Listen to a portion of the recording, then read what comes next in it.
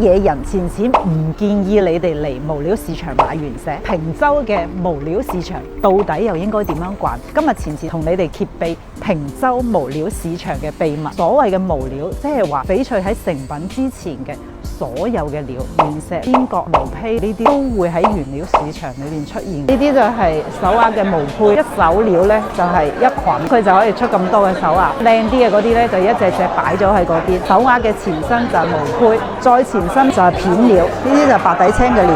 佢呢種料見到佢石性就好大好光，我哋正所謂嘅豆種就係咁樣。因為啲石頭新開咗出嚟，如果佢穩定性唔高呢，佢就要用水養，若果唔係就好容易氧化或者係變重。呢啲黃翡啊、綠啊、紫啊呢啲呢，我哋都叫特色料。特色料呢係好啱用嚟做雕刻。越大同埋越興呢，就喺我哋啱啱行入嚟嘅呢條街嘅兩邊。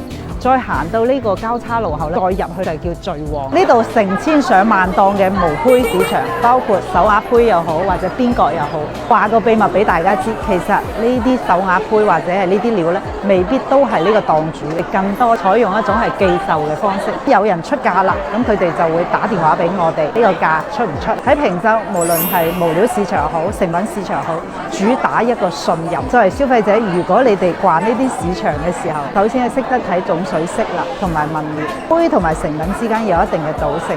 第二個，識唔識睇價錢？表面上睇可能都係飾料或者種水料，但係色差一分，價差10倍。普通嘅消費者謹慎，千祈唔好掂無料，連料都睇唔懂，又要去賭嘅，咁呢個坑就好深啦。坪洲嘅成品市場好大，但無料市場唔會大幾倍。如果你要嚟逛，幾日幾夜都逛唔晒。如果中意翡翠同埋想研究翡翠嘅朋友，歡迎大家嚟到坪洲無料市場去多逛逛，多睇少買，先提高自己嘅認知。期望大家請翡翠唔踩坑。